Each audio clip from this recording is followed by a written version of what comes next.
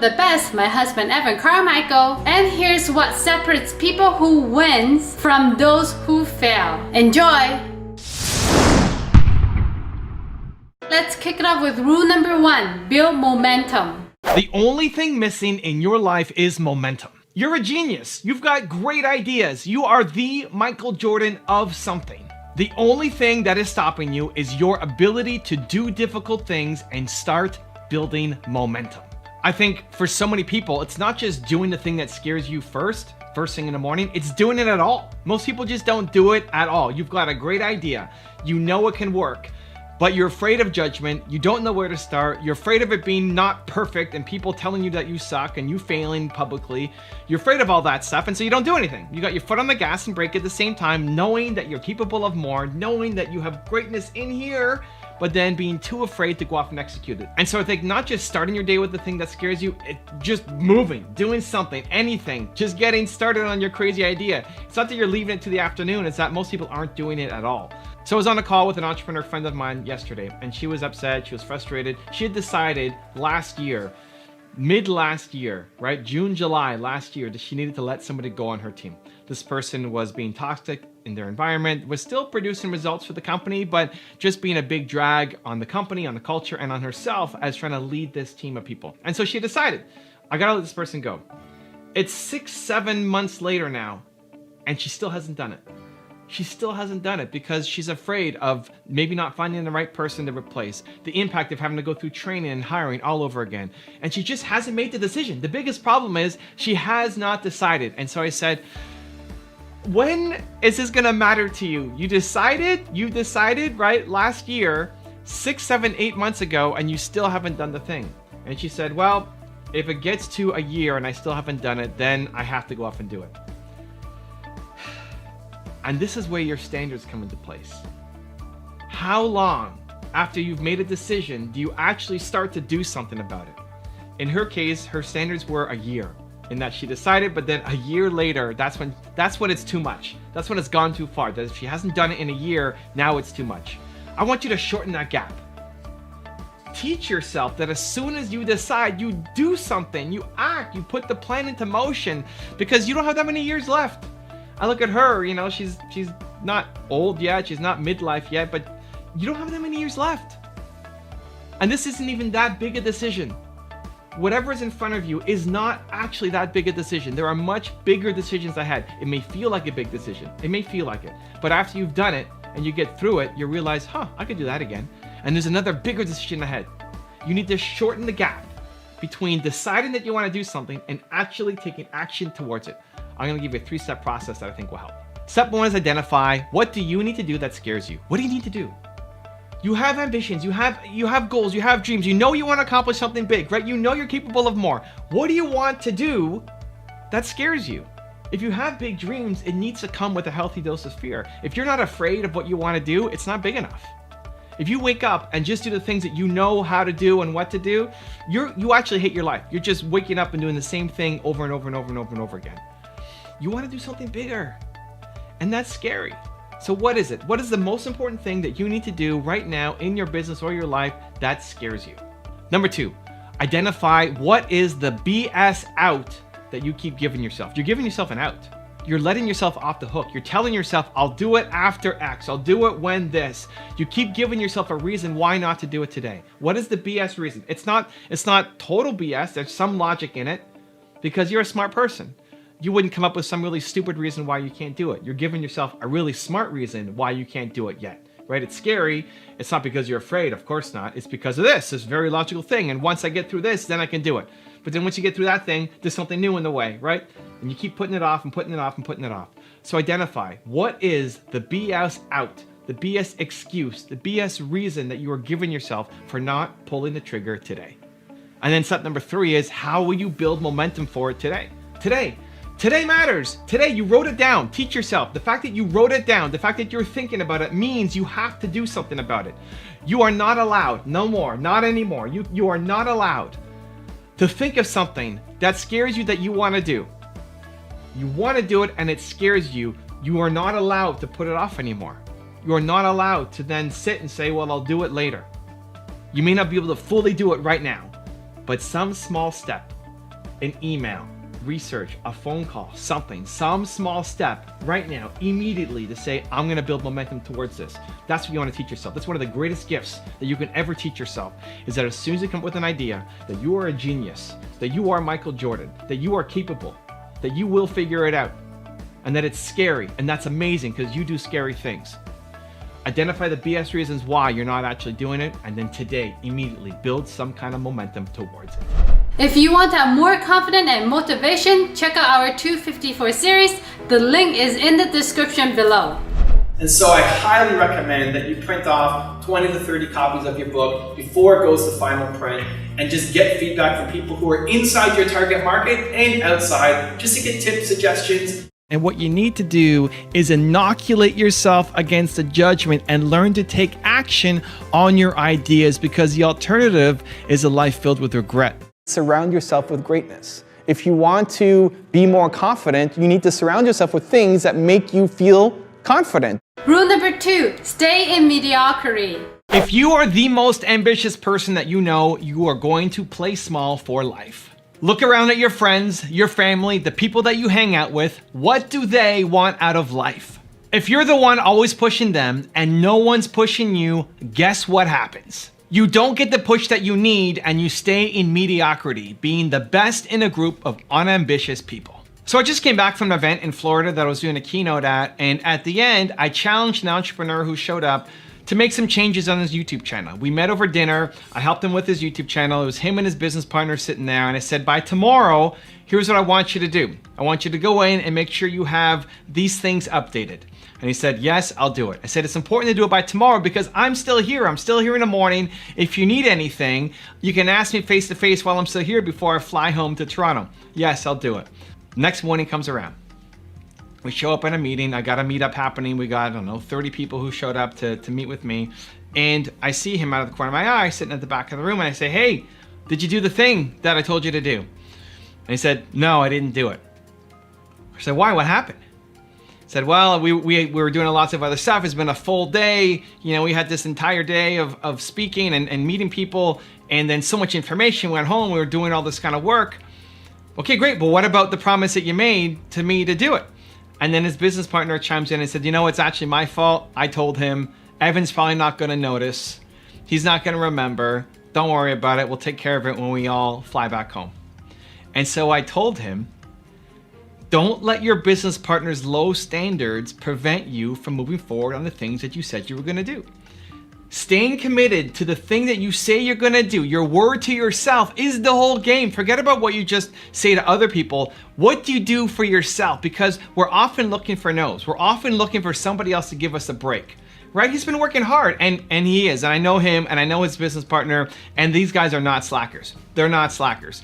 And I was poking a little bit at his business partner, saying his low expectations, his low standards. But in this situation, it was true. The entrepreneur that I was speaking to said he was gonna do this thing by tomorrow morning before he came and went to my event. He would do it. And his business partner says he's not gonna remember. Don't worry, we've worked too hard already. Let it go. We'll do it when we get home. And they would do it when they got home. I know they would. He's looking for the reason not to do it. When you say you wanna hit the gym, when you say you want to hit these business goals, when you say you want to have this outcome and be proud of the effort that you put in every day, when you say that you're going to do something, there will be moments where you want to let yourself off the hook, where you say, I work so hard, or I'm so tired, or I deserve a break, right? This is the language you use to yourself. And so when that happens, you're looking for affirmations from the people around you. And if you are the most ambitious person in your friend group, if you are the most ambitious person, what's going to happen? They're gonna say, you already worked so hard anyway. What are you talking about? Yes, of course. Give yourself the break. And it's the exact answer that you're looking for, because you want to give yourself a break. Now, if you're proud of your effort, maybe you should take a break. But it's not because somebody with lower standards gave you the pass. It's because you're proud of the effort that you put in. And so this is where it gets really dangerous. When you are the most successful, the most ambitious person from the people around you, they're always gonna give you a reason to play smaller. You can't accept it. You have to push through. You need to change your environment. And rule number 3, believe. You go as far as you believe you can go. When the people around you say you're crazy, when you're putting in massive effort but you're not getting the results, where you sit alone and wonder, did you just make the biggest mistake of your life by starting this business? That is the time when most people quit, and you need to believe more. Because if you love this thing, if you know that it's going to impact people and you give up too soon, you will regret for the rest of your life knowing that you were capable of more and you just quit on it a little too early. So I look at my new book as an example. I did my tour across America, met with entrepreneurs all across America, and found that people were struggling with the same thing. They want to know, how do I find what my purpose is and turn it into a lucrative business? Every city that I went to, even though that was not the topic I was covering, it came up over and over and over and over again, 23 different cities. And so I thought, I'm gonna write a book on this. This is gonna be my next book. I'm gonna take people through the process because my process works and it helped people live in 10, 15 minutes, and they're getting new ideas and results. And here we go. Like they understand what path they need to take. Finally, they have clarity on what to do next. And so I told my agent and my lit agent, like, this is the next book I wanna write. We told publishers, this is the next book I'm gonna write. And from the start, it's been this big pull. It's been fighting. We don't like the title. We don't like the concept. No, we're not gonna publish it. No, we're not gonna publish it. And I wanna do it by January because I wanna do my next tour across the rest of the United States, East Coast, Texas, Mexico. I wanna do my next tour. So I wanna have my book in stores by that time. And it's been this rough slog, where if I didn't believe in myself that this was so important, with the people who are looking at it saying, nah, we don't like this concept. Nah, it's been written before. No, this method we don't believe in. It's easy to quit. It's easy to give up. It's easy to say, forget it. I just know that it's gonna work. I know that the process helps people. I've seen it with my eyes across 23 cities over 90 days. I wrote the draft of the book and I gave it to some beta readers. And the number one piece of advice from people who've read both my books, the Year One Word and then this, like this is the better book. This is the best book you've written so far, including my self-published ones. And so what do? I've got these people who are my audience who love it, and then these people who aren't my audience but who make decisions saying, nah, we don't believe in it. I'm not gonna quit. I gotta keep going. I gotta do my tour. There better be some crazy good reason for me not to do my tour, right? Even if I have to self-publish it. Now, I'm pretty close to making my deal, making it all happen and getting timelines and all that, but we don't have a signed contract yet and anything can happen. We're pushing the timelines because I'm pushing the timelines, because otherwise this thing could drag on forever. When you have an idea that you love, that you know can have a huge impact, that's just taking longer than you hoped it would. When people are telling you that it's crazy and that it's stupid and that who are you to go off and do this thing? If you love it, you have to double down on it. You have to go in on it. You have to be open to getting help, but if that door closes, you try to find another one. And that's the story of every successful person. Now I've got a very special bonus clip on ignore bad advice that I think you're gonna enjoy, but before that, it's time for the question of the day. How will you ignore bad advice today? Please leave in the comment below. And if you made it this far in the video and you promise to take action after watching. We don't just watch video, we do something. I want to celebrate you. Give me a hashtag believe in the comment below. The people who are telling you that your idea won't work are not the people whose life that you want. So why are you listening to them? Your Uncle Joe, your Aunt Susan, the rest of your family, the people who you grew up with from high school, look at their life. Look at their life right now. Take away their words and what they're telling you, remove the emotion from it. Look at their life. Do you want a life like theirs? Because their advice will lead to a life like theirs. If not, then you probably should be doing the exact opposite of what they're telling you to do. Now, I think there's two types of people who will give you negative feedback. You got the haters, and then you got the people who are just ignorant. And there's a big difference between those two. So let's start with the haters. The haters, I call the little man, the haters, their entire role in their life is to bring other people down. Maybe they took their shot. This is actually quite frequent. They took their shot, they tried, they didn't work, they failed, and so now nobody around them can be successful. They get their value, they get their self-love by destroying other people because it makes them feel better about themselves. It's like watching some train wreck on reality TV show, right? Watching relationships and lives fall apart because it makes you feel better about your life. You feel better about your life when you see somebody else's life be a total mess, right? Those are the haters. Now, how do you deal with them? It starts by understanding that if you believe, like I believe, that humans are built to serve, right? People are built to serve. You want to do good. People are good, right? Both of those things. Humans are good and we're built to serve. Then what would get somebody who is good and built to serve to leave a nasty, negative comment or to tell you that you suck or your deal is not going to work out? What would drive them to do it? They really hate their life, right? Like empathy is the first step. Just feeling bad for them, not sympathy and using that as a negative against them. Not saying, well, your life sucks, so I'm not gonna. That's not gonna help anything. It's actual, genuine empathy.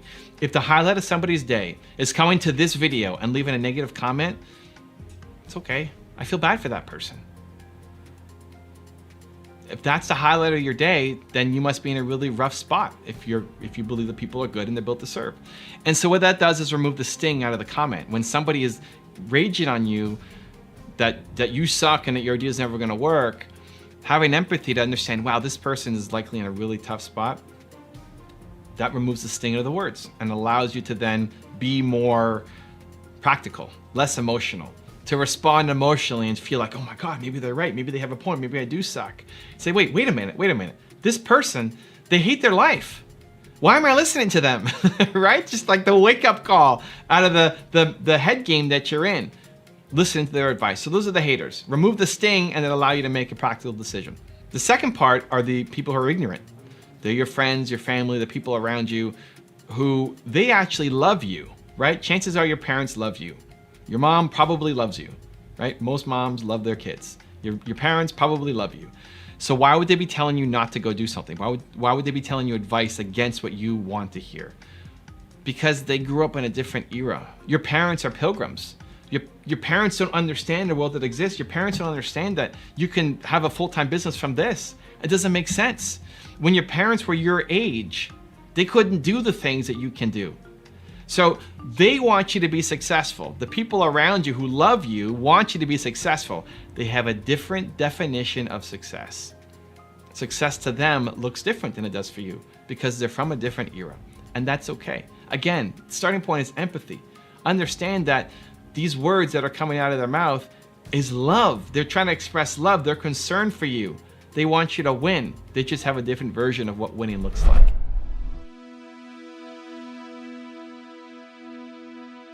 If you want to learn how to never lose life no matter what, check out the video next to me. I think you're gonna enjoy. I will see you there. Continue to believe.